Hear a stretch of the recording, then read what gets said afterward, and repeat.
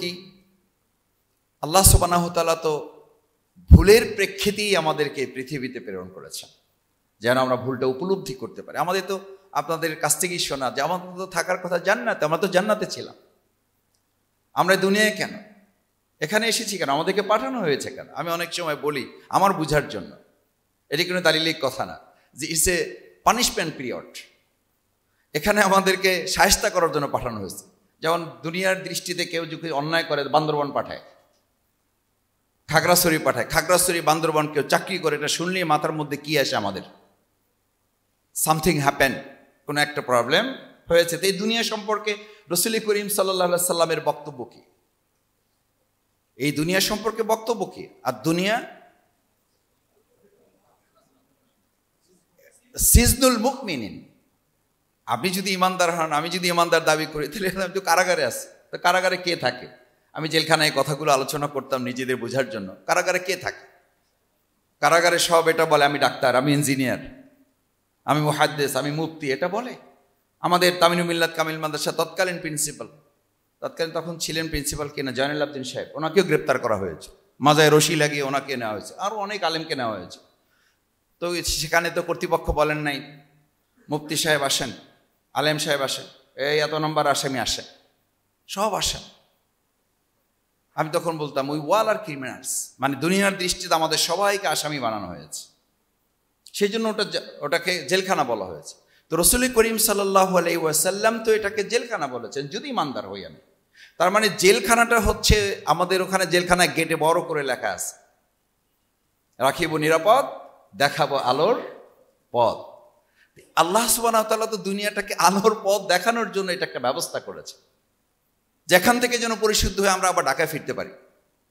আমাদের যেন খাগড়াছড়িতে সব সময় থাকতে না হয়, আমাদের যেন বান্দরবানে সব সময় থাকতে না হয়। উনি যাওয়ার পর থেকেই তদবির চেষ্টা শুরু করেন। কি তদবির করেন? স্যার ভুল হয়েছে, যা হয়েছে হয়েছে, মাফ করে দেন, দিছেন তো, ট্রান্সফার মানছি তো, আসছি তো, জয়েন করছি তো, আনুগত্য করছি তো, এবার আমার বউ ছেলে মেয়ে সব ফলাই রেখে চলে আসছে। আমার তো থাকার জায়গা, আমার থাকার জায়গা ঢাকা, আমার ওখানে একটা ফ্ল্যাট আছে, ওখানে একটা প্লট আছে, ওইটা ছিল আমার স্থায়ী ঠিকানা।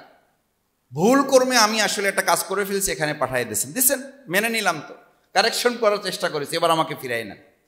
আচ্ছা, আমারও তো সেই কথাই বলা উচিত, কিন্তু দেখেন আমরা কিন্তু এই চিন্তা চেতনাটা উপলব্ধিটাকে আমার মধ্যে আছে, দুনিয়াটা তো আমার ঠিকানা না, আমাকে থেকে ফিরাই নেন। আমি শত হাজার চেষ্টা করতেছি কিভাবে এখানে থাকা যায়, শুধু থাকা যায় না, আরো কিভাবে স্থায়ী করা যায়।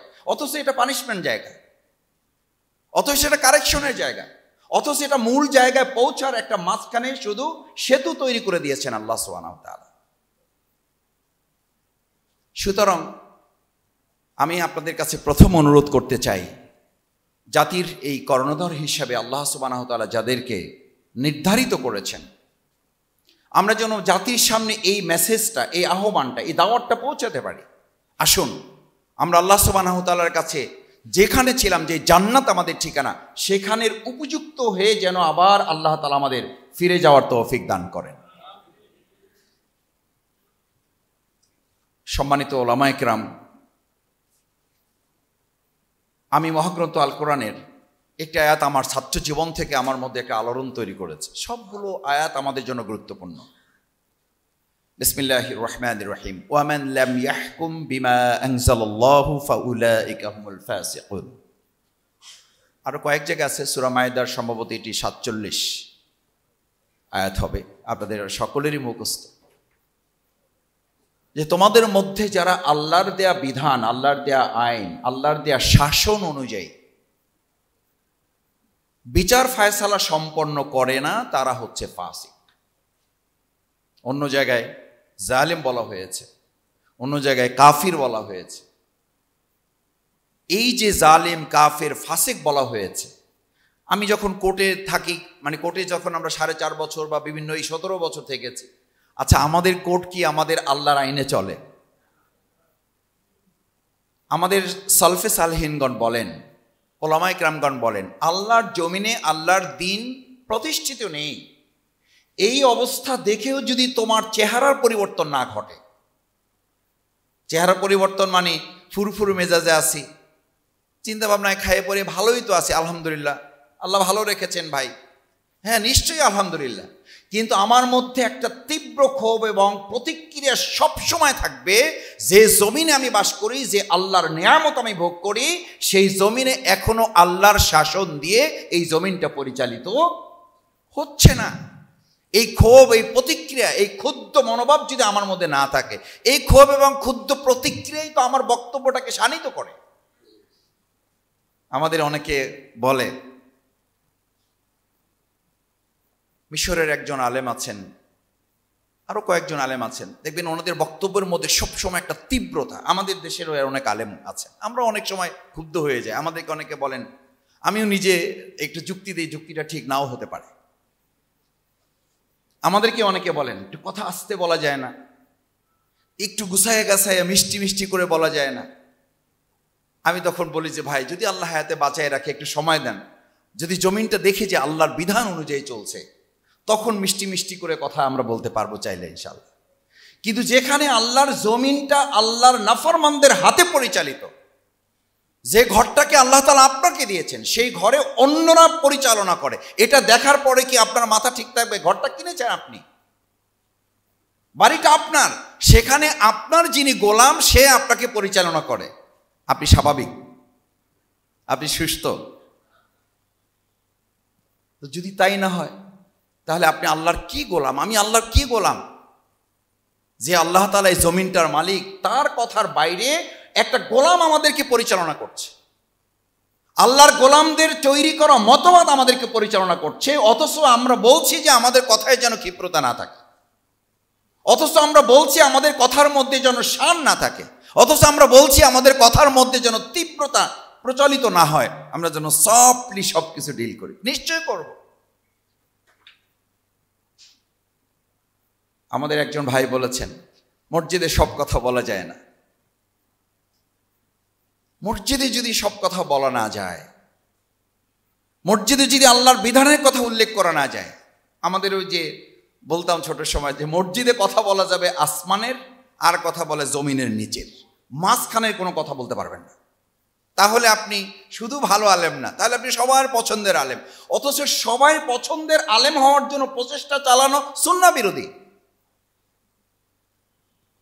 আমি খুবই দুঃখিত, রাসূল করিম সাল্লাল্লাহু আলাইহি ওয়াসাল্লাম যাকে উসওয়াতুন হাসানা, পারফেক্ট ওয়াজ নেভার, দুইজন নবী ছাড়া এমন কাউকে ব্যতিক্রম পাবেন না যাদেরকে ওই সমাজের ওই সময়ের সকল মানুষ সম্মান করত। Perfect was never honoured by all his countryman. আমাদের প্রিয় নবী মুহাম্মদ রাসূলুল্লাহ সাল্লাল্লাহু আলাইহি ওয়াসাল্লাম যতক্ষণ পর্যন্ত তিনি ইসলামী রাষ্ট্রের বিনির্মাণের কাঠামোর কথা বলেন নাই, ততক্ষণ পর্যন্ত ওই সমাজের সবচেয়ে প্রতিপক্ষ, তার নাম কি দিয়েছিল? আলামিন দিয়েছিল। সবচেয়ে প্রতিপক্ষ, আমানতটা তার কাছে গচ্ছিত রাখতেন, সব ঠিকঠাকই ছিল, শুধু বাদটা সাধলো কোথায়? শুধু বিপত্তিতে কোথায় বাঁধলো? যখন তিনি বললেন মসজিদ যার আইনে চলে, তার আইনেই এই সমাজটাও চলবে। কই, তখন তো তারা বললেন আপনি আলামিন, ঠিকই আছে, সব ঠিক আছে, আপনি এই কথা বলতে পারবেন, কোনো অসুবিধা নেই। তখন তো আপেল, কমলা, খেজুর, আঙ্গুর, গরু, ছাগল, হাঁস, মুরগি এইসব তার কাছে পৌঁছায় নাই, পৌঁছাইছে তো পাথর। তার দিকে তো পাথর ছুঁড়ে মারা হলো। ওই সেই লোকেরা, যেই লোকেরা তাকে আলামিন উপাধি দিয়েছিল। তাহলে পার্থক্যটা কি? পার্থক্যটা হচ্ছে যেই কালিমা দিয়ে আজকে ভিক্ষা করা হয়, ওই একই কালিমার জন্য আবার ফাঁসিও দেওয়া হয়। ভিক্ষা করা হয় না? আপনি এখনই গ্রামে, আমি মাঝে মধ্যে, আমরা তো ছাত্র সময়ে মানে মানুষের কাছ থেকে সহযোগিতা উঠাতাম, মাহফিলের জন্য, মাদ্রাসার জন্য, আমাদের কোনো প্রোগ্রাম থাকলে আমরা যেতাম।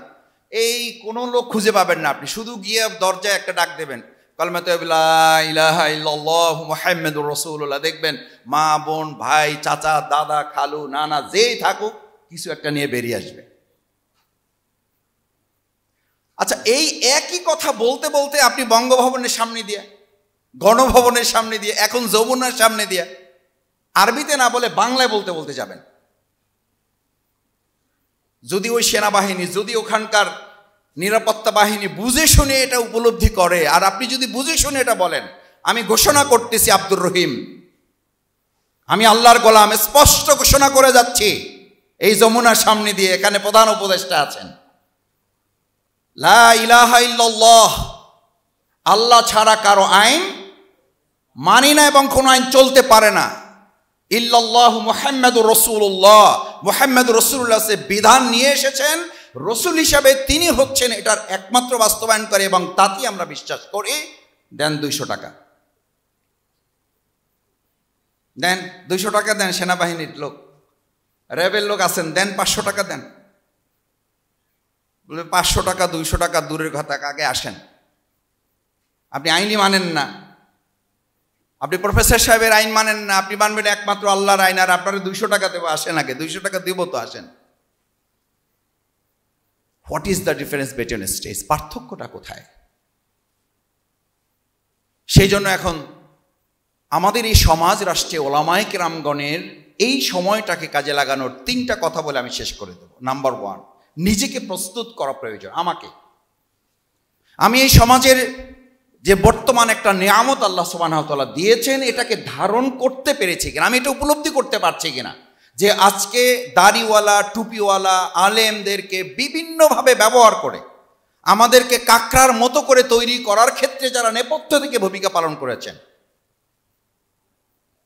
আমাদের দেশে একটা পত্রিকা আছে, যে পত্রিকাটা এক সময় জনকণ্ঠ, বিগত 17 বছর কেউ পড়তে চাইতো না। এই পত্রিকার ভিতরেও দেখতেন ইসলাম ও জীবন আলোচনা আছে না নেই? শুক্রবারে তো, প্রতি জুমাবারে তো করতোই, বিভিন্ন সময় তারা লিখতো। আমি তাদের একজন খুব ঘনিষ্ঠ পত্রিকার জিজ্ঞেস করতাম যে ভাই ঘটনাটা কি? সম্মানিত ওলামায়ে কেরামগণ, নিজেকে প্রস্তুত করতে হবে, এই জন্য বলছি যে ভাই, জনকণ্ঠে ইসলাম ও জীবন পাতা রাখতে হবে, এই সিদ্ধান্ত আপনারা কোন সাহস করে নিলেন এবং কোন টার্গেটে নিয়েছেন? টার্গেটটা ভালো করে বুঝেন। খুব ঘনিষ্ঠ একজন পত্রিকার সাথে, মালিক পক্ষের। বললেন, মাসুদ ভাই, এটা আমাদের ফায়সালা না, সিদ্ধান্তটা আমাদের না, পত্রিকা আমরাও চালাই না, আমরা এখানকার চাকর বাকর।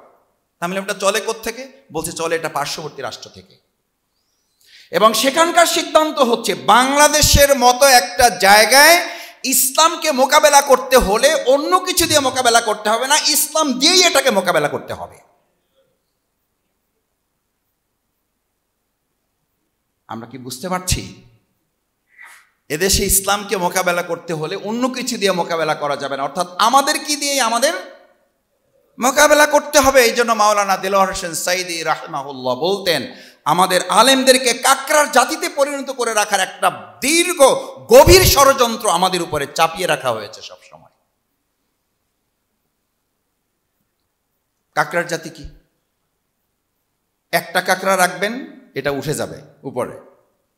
অনেকগুলো কাকড়া পাত্রা রাখবেন, ঢাকনা লাগবে না, একটাও বের হতে পারবে না। কেন বের হতে পারবে না? যেটা উঠতে চাইবে ওর পিছনে নিচে যা আছে সবাই ওর পা কামড়ে ধরবে। তার ধারণা যে আমি বের হওয়ার আগে কেউ বের হওয়াটা তো যথার্থ নয়, এবং এইটার কারণে আমি বের হইতে পারতেছি না, এইটারে টাইনা নিচে নামাইতে না পারলে আমার বের হওয়ার কোনো উপায় নাই। অথচ ও জানে না যে আগেরটা যদি বের হয়ে যেতে পারে তাহলে আমার পথটা কি হইল, সুগম হইল। ওর মাথায় ঢুকানো আছে যে এইটারে নামাই আমার উঠতে হবে। অথচ আমরা তো মুসলিম জাতি। ওলামায়ে কেরামগণ, আমাদের সকলের ভুল আছে, আমারও আছে। আমি আবার বলছি, আমি গত 2 দিন আগে একটা বক্তব্য এক জায়গায় বলেছি হযরত ওমর ফারুক রাদিয়াল্লাহু তাআলা সম্পর্কে। ভুল হয়েছে আমার।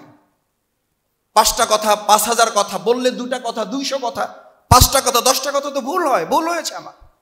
এই ভুলের জন্য তো আল্লাহর কাছে চোখের পানি ফেলে ক্ষমা চাই। একটা বক্তব্য দিয়ে গাড়িতে উঠে আল্লাহ মাফ করুন আবার বলছি, আমি আপনাদের ছাত্রের ছাত্র হিসেবে বলছি, গাড়ি থেকে নামার আগে অন্তত 100বার ইস্তেগফার করার চেষ্টা করেছি, আবার উঠে অন্তত 100বার ইস্তেগফার করার চেষ্টা করব। যা বলেছি একটাও হয়তো আল্লাহর পছন্দ হইতেও পারে, নাও হইতে পারে। যা ভুল হয়েছে আল্লাহ মেহেরবানি করে মাফ করেন। এটাই তো হওয়ার কথা। ভুল তো হবে আমার, ভুল তো হবে আমাদের। সেই ভুলগুলোকে শুধরে দেওয়া একটা দায়িত্ব, আর ভুলগুলোকে মার্কেটিং করে আমাদেরকে কাকড়ার জাতিতে পরিণত করে আমাদেরকে দিয়ে আমাদের শেষ করার চক্রান্তে কেউ করলে তার জবাব আমাদের আপনাদের সবাই মিলে দিতে হবে। সেই দায়িত্ব আমাদেরকে নিতে হবে। দ্বিতীয় এবং শেষ কথার আগেরটা, সম্মানিত ওলামায়ে কেরাম, আমাদের একটা সুযোগ এসেছে, আমি এটা বলবো না, বরং এরকম সুযোগ আমাদের জীবনে আরো এসেছে। ভবিষ্যতে আল্লাহ চাইলে এর চেয়ে আরো ভালো সুযোগ তিনি করে দিতে পারেন এবং করবেন ইনশাআল্লাহ। একটা কথা তো আমরা বুঝি, পৃথিবী যত ঘনিয়ে আসছে তত ইসলাম এগিয়ে যাবে না পিছিয়ে যাবে? এটা আমরা না চাইলে পিছিয়ে যাবে বা আমরা চাইলে পিছিয়ে যাবে, ব্যাপারটা এরকম। প্ল্যানটা আমাদের না আল্লাহর। আল্লাহ সুবহানাহু ওয়া তাআলা, আপনি আমি আমরা কেউ যদি এটার জন্য কাজ না করি, আল্লাহর কাছে লোকের অভাব আছে। ফাআলুল লিমা ইউরিদ, ইন্না বাতশা রাব্বিকা লাশাদীদ ইন্নাহু হুয়া ইউবদি ওয়া ইউঈদ ওয়া হুয়াল গফুরুল ওয়াদুদ যুল আরশিল মাজিদ ফাআলুল লিমা ইউরিদ, তিনি যা ইচ্ছা তাই করেন। আমাদের চরম প্রতিপক্ষরাও বিশ্বাস করে। আমি বলেছি শেখ হাসিনা তার ঠিক আগের দিন, যেদিন পালিয়ে যাবে তার আগের দিন তার সকল সভা সংসদ যারা শেষ ঠিকানা তাদের ডেকে বলেছিলেন পরিস্থিতি ভালো না, আল্লাহর কাছে দোয়া করেন। দেখেছেন, এটা দুনিয়ার নিয়ম। ফেরাউনের সম্পর্কে আপনারা কি বলেন? ওই বেচারাও দিনের বেলা বলতো আনা রব্বুকুমুল আলা, আর রাত্রিবেলা আল্লাহর কাছে কি বলতো? যে আল্লাহ যা বলি আপনারা তো আমি মানি, তো দিনের বেলা আমি এগুলো বলি, কিন্তু রাত্রিবেলা তো আপনি আমার মনিব, আপনি আমার রব। এই জন্য আমাদের দেশের এই ফেরাউন যারা, এরাও বলতো যে আমার ঘরে একটা জায়নামাজ আছে, আমি তাহাজ্জুদ পড়ি, আমি সবার আগে সকালবেলা কোরআন পড়ে তারপর আমার দিনের কাজ শুরু করি। কারণ এই সভ্য ফেরাউনেরাও মানে যে এক শক্তির কাছে আমাদেরকে পরাজয় বরণ করতে হয়। 2005 সালে আমাদের চরম প্রতিপক্ষরা বিশ্বাস করে ওদিনের বিজয়টা আমাদের অর্জিত নয়, ওদিনের বিজয়টা লাখো আলেমের ত্যাগ, কোরবানি, নির্যাতন, ফাঁকি, রক্ত, চোখের পানি, ঘাম, রোজা, তাহাজ্জুদ এসবের উপরে আল্লাহর দেওয়া বিজয়। যে আল্লাহ তাআলা 2005-এর ওই বিজয়টুকু দিতে পারেন, সেই আল্লাহ সুবহানাহু ওয়া তাআলা চূড়ান্ত এবং পূর্ণাঙ্গ বিজয় এই বাংলাদেশে দিতে পারেন না। শেষ কথা, সেই বিজয় কখন আসবে? সেই বিজয় তখন আসবে ইন্নাল্লাহা লা ইউগাইয়িরু মা বিকওমিন হাত্তা ইউগাইয়িরু মা বিআনফুসিহিম। এই জাতির পরিবর্তন তখন হবে যখন আমরা আমাদের পরিবর্তনের জন্য নিজেদেরকে সিদ্ধান্ত গ্রহণ করব। আল্লাহ কার উপরে জয় বিজয় কোনোটা চাপিয়ে দেন না। যদি চাপিয়ে দিতেন, প্রিয়নবী মুহাম্মদুর রাসূলুল্লাহ সাল্লাল্লাহু আলাইহি ওয়াসাল্লামের বিজয়টা মদিনায় হতো না মক্কায় হতো? হলো না কেন?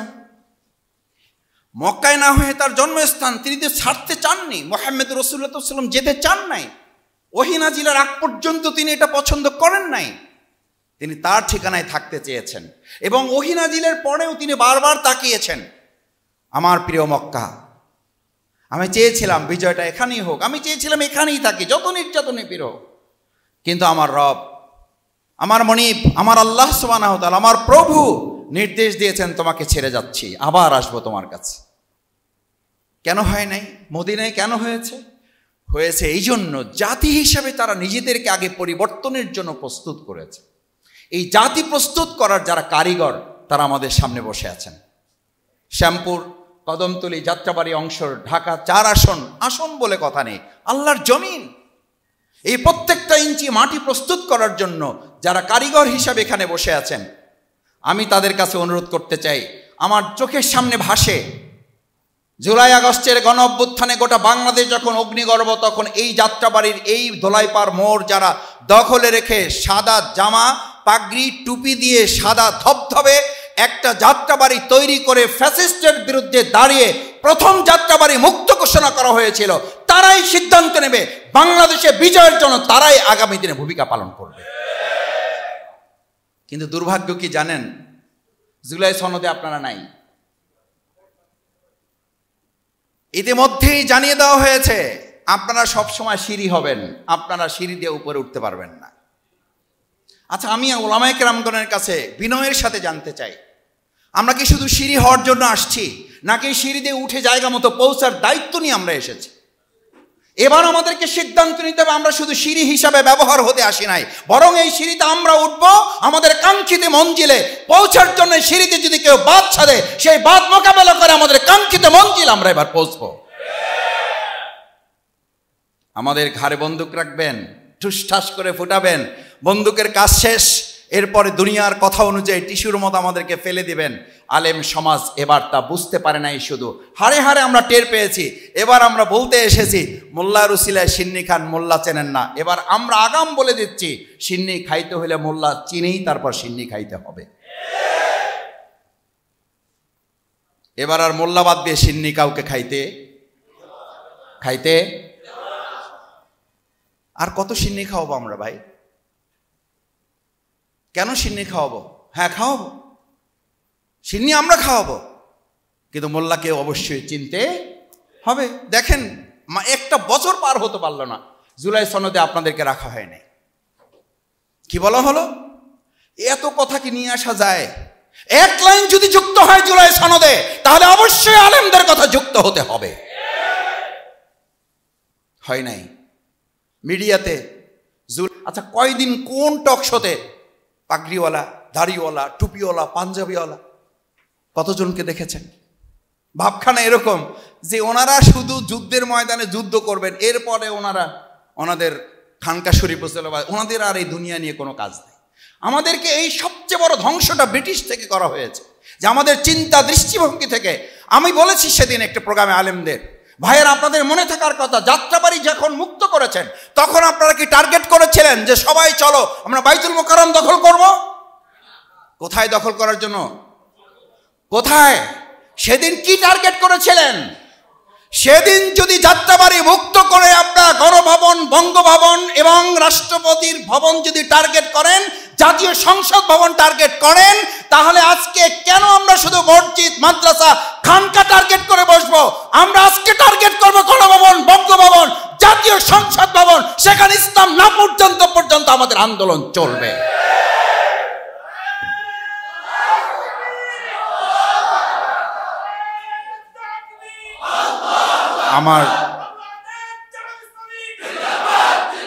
আমার শ্রদ্ধেয় ওলামায়ে কেরামগণ, শেষ কথা এটুকুই বলতে চেয়েছিলাম, সেদিন যদি আমরা জাতীয় মসজিদ বাইতুল মুকাররম টার্গেট না করে দুনিয়ার বিজয়ের প্রশ্নে, আল্লাহর দ্বীন বিজয়ের প্রশ্নে, মানুষের জনগণের অধিকার আদায়ের প্রশ্নে যদি আমরা সংসদ ভবন টার্গেট করি, আজকে এই একই কথা মসজিদে বলার কারণে যদি আমার ইমামকে কেউ ধমকায়, এই ধমকের জবাব দেওয়ার জন্য আমরা সেখানে বাকবিতণ্ডায় জড়াবো না। আমরা এমন জনমত তৈরি করবো, এই কথা বলারই আর কেউ সাহস করতে পারবে না। আমরা ওলামায়ে কেরামকে মানসিক সাডালা প্রাচীর রক্ত করে তুলব। আমাদের জামা টানা সাহস করতে চাইবে না। আমি অনেক সময় বিগত 15 বছরে বলেছি, আমার জামা টেনে লাভ হবে না। ওনারাই দাওয়াত দিয়ে নিয়ে যেত, এরপর কথাবার্তা যখন একটু শুরু করতাম, সভাপতি তো সামনে বসা, পিছন দিয়ে ইমাম সাহেব জামা টানতো, ভাই আবার স্লিপ দিত, আমার চাকরিটা একটু দেখেন। আর বক্তৃতা আমি করতেছি, চাকরি তো ওনার চলে যাবে, আমি তো চলে আসবো ওখান থেকে, আমি তো মেহমান। ওই বক্তৃতার মাঝখানে আমি আল্লাহর উপরে ভরসা করে বলেছিলাম, আমার ওলামায়ে কেরামগণ, আমি আবার বলছি, আমি আপনাদের ছাত্রেরও ছাত্র। আমি বলছি, আপনি আমাকে নিম্নচাপ সৃষ্টি করেছেন, আমার জামা ধরে টানতেছেন, নিম্নচাপ সৃষ্টি করে কোনো লাভ হবে না। আমার এত বড় ঊর্ধ্বচাপ আছে, আমার এই কথা বললে আপনার চাকরি চলে যাবে, আর এই কথা আমি না বললে আমার ঈমান চলে যাবে। আমার দায়িত্ব কোনটা আপনাকে বলে দিতে হবে। আসুন আমরা যদি মসজিদ ভিত্তিক এরকম একটা তীব্র ব্যাকডোর করে তুলতে পারি, একটা ঘাঁটি তুলে তুলতে পারি, যে একটা মসজিদ মানে একটা মসজিদ না, মসজিদ মানে একটা দুর্গ। মসজিদ ভিত্তিক একটা সমাজ যখন হবে, তখনই শান্তি প্রতিষ্ঠিত হবে। সেই মসজিদ, সেই মাদ্রাসা, সেই খানকার, সেই সম্মানিত জায়গাগুলোর যারা মূল পরিচালিকা শক্তি, আল্লাহ যাদেরকে এই বিরাট নিয়ামতের অধিকারী করেছেন, তারা আমার সামনে বসা। আসুন আপনাদের এই জায়গাগুলো থেকে আওয়াজ তোলা মানে শুধু ওই জায়গার আওয়াজ না, আপনাদের এই জায়গাগুলো থেকে আওয়াজ তোলা মানে হচ্ছে 18 কোটি মানুষের কর্ণকুহরে পৌঁছে দেওয়ার এক একটা হর্নের মতো করে ভূমিকা পালন করা। সেই হর্ন আপনারা, সেই মাইকের ইউনিট আপনারা, সেই মাইকের স্পিকার আপনারা। আপনাদের এখান থেকে একটা কথা বলা মানে এটি পঞ্চগড়ে পৌঁছে যাবে, আপনার একটা কথা এখান থেকে তেঁতুলিয়ায় পৌঁছে যাবে, আপনার এখান থেকে একটা কথা পাথুরিয়ায় পৌঁছে যাবে, আপনার এখানকার একটা কথা গোটা বাংলাদেশ ছাড়িয়ে গোটা বিশ্বে মানুষের দরবারে পৌঁছাবে, যে এবার বাংলাদেশ আওয়াজ তুলেছে এবং সেখানে এবার ইসলামের বিজয় কেউ ঠেকাতে পারবে না ইনশাআল্লাহ। আল্লাহ সুবহানাহু ওয়া তাআলার কাছে সেই তৌফিক কামনা করে আপনারা যারা কষ্ট করে সেই সকাল থেকে আপনাদের সোহবত দেওয়ার আমাদেরকে সুযোগ করে দিয়েছেন, আপনাদের সাহচর্যে আমাদের থাকার কিছুটা সময় আমাদেরকে আপনারা বরাদ্দ করেছেন। আল্লাহ সুবহানাহু ওয়া তাআলা আজকে এখানে একত্রিত করেছেন মেহেরবানি করে, কাল কিয়ামতের দিন আমাদের বিচার ফায়সালা সহজ করে জান্নাতুল ফিরদাউসিও যেন তিনি আমাদেরকে একত্রিত করে দেন। সকলে বলুন আমিন। আসসালামু আলাইকুম ওয়া রাহমাতুল্লাহি ওয়া বারাকাতুহু। 5 আসন, 4 আসন, ঢাকা 4 আসন সংসদীয়, এই আসনের সম্মানিত ওলামায়ে কেরামদের সাথে আজকের এই মতবিনিময় প্রোগ্রাম উপলক্ষে ওলামার সমাবেশের সম্মানিত সভাপতি, বিশিষ্ট ব্যাংকার, আমাদের ঢাকা মহানগরী তালিমুল কোরআন ট্রাস্ট আছে একটি, সেই ট্রাস্টেরও তিনি সম্মানিত সভাপতি এবং কোরআনের খেদমতে তিনি নিজেকে বহুদিন থেকে নিয়োজিত রেখেছেন। একজন সাধারণ শিক্ষিত মানুষ, আমি এটা তার সামনে বলছি এজন্য যে আল্লাহর দিন কায়েমের জন্য যে যেখান থেকে সম্ভব আল্লাহ তো কবুল করলে তাকে দিয়ে সেটা আল্লাহ তাআলা করিয়ে নেন। আজকের সভাপতি, ঢাকা 4 আসনের জাতীয় সংসদের জামাত মনোনীত প্রার্থী এবং এই জোনের সম্মানিত পরিচালক আমাদের শ্রদ্ধাভাজন সৈয়দ জয়নুল আবেদিন, আজকের প্রোগ্রামের প্রিয় সঞ্চালক, সদস্য সচিব, মেধাবী ছাত্রনেতা সাবেক ভাই মহিউদ্দিন, এবং আজকের আসরের অনুষ্ঠানের প্রধান অতিথি অনুপস্থিত, এটি আক্ষরিকভাবে বললেও আমি মনে করি এবং দৃঢ়ভাবে বিশ্বাস করি, আমি এখানে ঢোকার পর থেকেই এটা উপলব্ধি করি যে আজকের মূলত প্রধান অতিথি যারা, তারা আমাদের সামনে সবাই বসে আছেন। আমাদের সেই সকল সম্মানিত শ্রদ্ধাভাজন প্রধান অতিথিবৃন্দ যারা বক্তব্য রেখেছেন, সে সমস্ত বিশেষ অতিথি ছিলেন যারা, অন্তরস্থল থেকে আপনাদের প্রতি কৃতজ্ঞতা জানাই, শুকরিয়া আদায় করি। মহান আল্লাহ সুবহানাহু ওয়া তাআলার দরবারে সিজদাবনত চিত্তে মস্তক অবনত করে সবটুকু ভালোবাসা আবেগ দিয়ে আলহামদুলিল্লাহ, যিনি আমাদেরকে এখানে একত্রিত করেছেন, বেশ কিছু গুরুত্বপূর্ণ কথা শোনার তৌফিক আল্লাহ তাআলা আমাদেরকে দিয়েছেন। এবং আমি আরও কৃতজ্ঞ হতাম যদি পরিচালনায় যারা আছেন আপনাদের ধৈর্য যদি না ঘটত, তাহলে আরও অনেকের কথা যদি শুনতে পারতাম আমরা। আমি কথা বলার জন্য আসি নাই, আমি কথা শোনার জন্যই এসেছিলাম। আলহামদুলিল্লাহ, একেবারে শুরু থেকে শুনতে না পারলেও বিশেষ করে সম্মানিত ওলামায়ে কেরামদের পক্ষ থেকে যারা কথা বলেছেন, মাঝখানে আমি আমার এলাকায় একজন সম্মানিত আলেমে দ্বীন, হাজারো আলেমের ওস্তাদ আলহাজ মাওলানা আব্দুস সালাম সাহেবের জানাজায় অনলাইনে একটু অংশগ্রহণ করতে হয়েছে, এই কারণে আপনারা খেয়াল করেছেন এখান থেকে আমি একটু বাইরে গিয়েছিলাম। তাছাড়া পুরো সময়টুকুই আমি আপনাদের কথা শোনার চেষ্টা করেছি এবং আমার জন্য এটা অনেক উপকার হবে। আল্লাহ তাআলা আমাদের সকলের জন্য কবুল করুন। সম্মানিত ওলামায়ে কেরামগণ, মহান আল্লাহ সুবহানাহু ওয়া তাআলা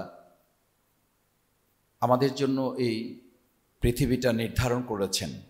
এটি আমাদের তো কারো কৃতিত্ব, কারো পরিকল্পনা, কারো চিন্তা, কারো দর্শনের ফল না। এটি আল্লাহ তাআলার একান্ত মেহেরবানি আমাদের প্রতি, যে তিনি আমাদেরকে গরু না বানিয়ে, ছাগল না বানিয়ে, পশু না বানিয়ে আমাদেরকে তিনি লাকাদ খালাকনাল ইনসানা ফি আহসানি তাকওয়িম, একটা সুন্দর আকৃতি শুধু দেন নাই, ইয়াখশাল্লাহা মিন ইবাদিহিল উলামা, যারা সবচেয়ে বেশি আল্লাহকে ভয় করবে বলে আল্লাহ তাআলা বলেছেন, আমাদেরকে তাদের শ্রেণীর অন্তর্ভুক্ত করেছেন। এবং আল্লাহ তাআলা এই কথা আরো পরিষ্কার করেছেন, হাল ইয়াস্তাবিল্লাযীনা ইয়ালামুন ওয়াল্লাযীনা লা ইয়ালামুন। আমি অনেক সময় বলি, আলেমদের কেউ কেউ বক্তব্য যারা রাখেন, অনেক কথা যারা বলেন, বা আমরাও যারা টুকটাক বলি, আপনারা আরো ভালো বলেন আলহামদুলিল্লাহ, কিছু ভুল ত্রুটি বের হয় এবং সেগুলো নিয়ে কেউ কেউ সংশোধনের উদ্দেশ্যে অনেকে বলেন, কেউ কেউ আবার এটাকে মার্কেটিংয়ের জন্য আলেমদের মধ্যে বিভেদ তৈরি করার একটা মাধ্যম হিসাবে এটাকে প্রচার যখন করেন, তখন আমি বলি, দেখেন, মানুষের তো ভুল হবে, যতক্ষণ মানুষের ভুল হবে না ততক্ষণ সে মানুষ না। ভুল যখন হবে তখনই সে বুঝবে সে মানুষ। সুতরাং একজন আলেমকে আল্লাহ তাআলা যখন জ্ঞান দান করেন, কাকে দান করেন? আমি মাদ্রাসায় ছোটোখাটো পড়াশোনা করেছি। এই হাদিসটি আমার খুব প্রিয়। আল্লাহ তাআলা যাকে পছন্দ করেন, যাকে ভালোবাসেন, তাকে দ্বীনের জ্ঞান দান করেন। তো তিনি একটা ভুল করলে তাকে একেবারে তুলোধুনো করে ফেলতে হবে, তখন তো আমার মাথায় এটা রাখতে হবে তিনি 1000 কথা বলেছেন, লক্ষ কথা বলেছেন, তার মধ্যে 5টা ভুল হয়েছে, 10টা ভুল হয়ে গেছে, আমারও হয়েছে, আমাদেরও হতে পারে। তখন যেন আমার মধ্যে, আমি আলেমদের পক্ষ হয়ে বলি, আমি আলেম না, আমি আলেমের ছাত্রও না, আমি ছাত্রেরও ছাত্র, আমি তখন খুব শক্ত করে বলি যে ভাই, মাথায় যেন এটা থাকে আল্লাহ সুবহানাহু ওয়া তাআলা তাকে পছন্দ করেন বলে এই জ্ঞানের ভাণ্ডারটুকু পাত্র হিসাবে তাকে আল্লাহ তাআলা পছন্দ করেছেন। সুতরাং তার ব্যাপারে কথা বলার ক্ষেত্রে আমাদের 1000 বার যেন চিন্তা করতে হয়, তাহলেই সহনশীলতাটা ক্রমান্বয়ে বৃদ্ধি পাবে।